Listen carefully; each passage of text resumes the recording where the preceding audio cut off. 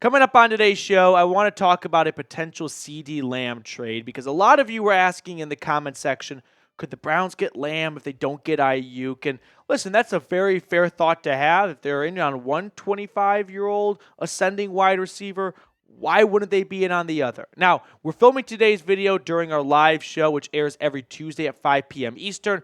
So things may change between now and when this video gets posted, but roll with me as this is a very fluid situation. So the latest reports that I have right now are this tweet from Ian Rappaport saying, update on Brandon Aiyuk.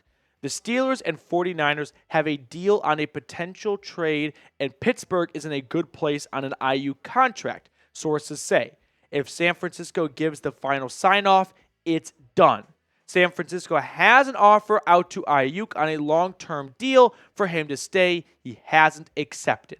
So it kind of feels like ball's in Aiyuk's court. Does he want to take the 49ers offer maybe for a little bit less money, but stay with a team that was in the Super Bowl last year, or go hang out with Russell Wilson and the Steelers who appear to be going the wrong direction? I think the decision's easy, but money talks. So could the Browns pivot to CeeDee Lamb, right? They appear to be somewhat out of it, although I was told they were out of it for Deshaun Watson, and we know how that ended. But maybe they change their course to CeeDee Lamb, another young, ascending wide receiver who is in the midst of a contract holdout. Let me give you the background on Lamb, and then we'll talk about the potential of this happening. So he has not been on training camp. He is holding out. He's going into that fifth and final year of his rookie option, fifth year option of his rookie deal, Now, the rumor of a contract that was floated out there by Pretty Ricky, who is one hell of a Twitter follower right now, 4-year, $33.5 million average contract. So $33.5 million a season would put CeeDee Lamb at the second highest paid receiver. There are some differences, though, between the Browns pursuing Aiyuk and the Browns pursuing Lamb. Two key differences to be exact. Key difference number one, and we'll put it on screen. Amari Cooper would likely be a part of the deal because he was rumored to be a part of the Aiyuk trade.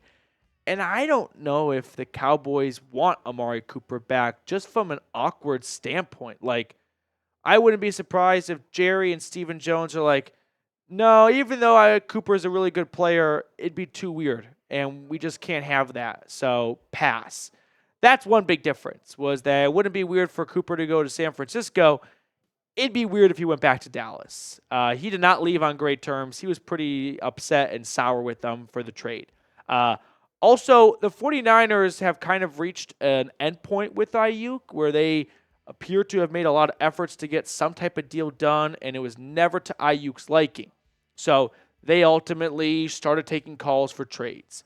There have been known or very little reports of the Cowboys fielding trade calls whatsoever. So the Cowboys have not reached their, wit end with CeeDee Lamb, whereas the 49ers have gotten there with Brandon Aiyuk. But if the Niners do start taking calls on Lamb, this would be an incredible deal for Cleveland. Like, he had 1,700 yards last year, 12 touchdowns, 135 grabs, three straight 1,100-plus yard seasons. And look at the numbers. He's getting better by the year. He's getting stronger. He's getting more productive year after year.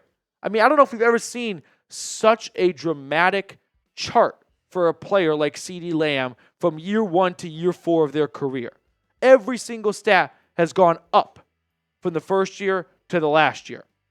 Now, how could this be possible? Got two guys for you, Jerry and Steven.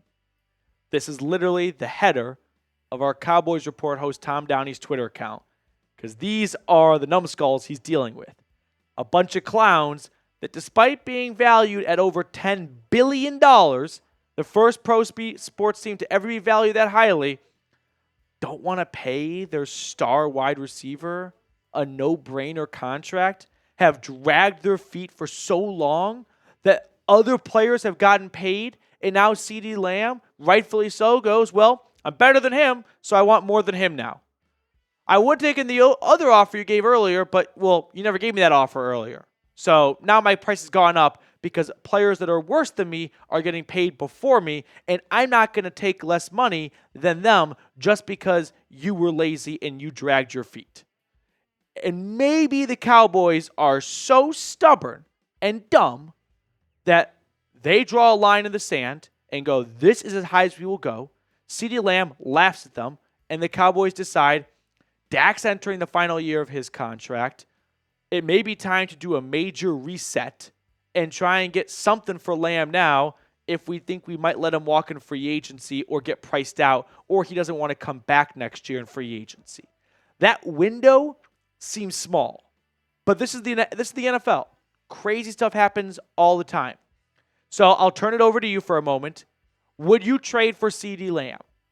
It's going to be expensive on two fronts.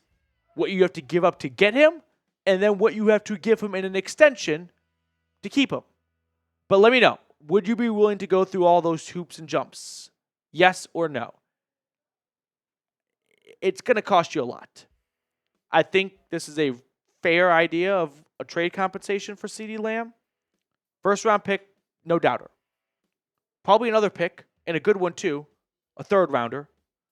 And then Elijah Moore. And I think the Elijah Moore would be a little bit of a kicker to help get this done and have it be kind of a win-win for all sides. Because if you acquire CeeDee Lamb, I mean, look at the Browns' potential offense. You'd have Watson, Chubb, and Njoku, of course, but you'd have CeeDee Lamb, Amari Cooper, and I can't even fit Jerry Jeudy on screen. You got arguably three number one wide receivers on one team. For sure two, maybe a third. Like Elijah Moore would fall to wide receiver 4. I think he'd want to go somewhere where he can get more targets, more receptions, and then have a good year setting him up for a nice payday when his rookie contract expires at the end of this year. So it'd be a lot of fun. I mean, this is a fantasy football lineup here. It really is. But then you also got to consider the contract, right? And the Cowboys resistant to do so. Now you can see A.J. Brown, Amon-Ra St. Brown, Jalen Waddle, DJ Moore, like all these guys got paid this offseason. And the Cowboys, and Justin Jefferson, of course, have dragged their feet, and they have probably cost themselves millions of dollars. And if you don't believe me, there is evidence of them doing this exact same thing with Dak Prescott. They could have made an offer at a certain price, didn't do it, waited the next year when Dak had a breakout season, and then his offer went dramatically up, and they find themselves repeating that same mistake right now with Dak and CeeDee both going into contract years. But I think whether it's with the Cowboys or anywhere else for that matter, this is a rough idea for what a CeeDee Lamb extension could look like. So be prepared to give this up after acquiring him. I think it's a 4-year, $130 million deal, which is an average of $32.5 million, which would put him above A.J. Brown, making him the second highest paid receiver in football, and guaranteed $85 million. So from a GM perspective, it's a 3-year, $85 million contract, which kind of takes a little bit of that sticker price factor, that wow off, just a tad. But there's been very little trade buzz, like I said, on Lamb compared to Aiyuk. So I don't think the Cowboys are even really taking calls, although as week 1 gets closer and closer, maybe their impatience grows and they decide, hey, we're not making any progress on the deal. Let's get something for him while we can. But to say it one more time, very little trade buzz on CeeDee Lamb. I'm not really even semi-confident that he's going to get dealt anywhere. My prediction is the Cowboys somehow come to their senses and extend Lamb. But if they don't, I wouldn't rule Andrew Berry out of the runnings to make a phone call and ask and inquire about the price for Lamb. If he was willing to go that far with Aiyuk, why would he not go that far for CeeDee Lamb, who I would say is better than Brandon Aiyuk, and every number possible backs that up. So before we sign off, I just want to tell everyone that there's a great deal continuing on Fanatics. You can get this David Njoku jersey 25% off. It's tough to find jersey sales anytime, anywhere, but especially 3 weeks before the regular season. If you want a new Browns jersey and you're on the fence, do it now before that 25% off sale ends. Go to chatsports.com/Njoku. Okay, let's bring on Trace to pick a card. Trace, which card should you go with today? I'm liking the 7 of clubs today. 7 of clubs? Oh, yeah. Okay.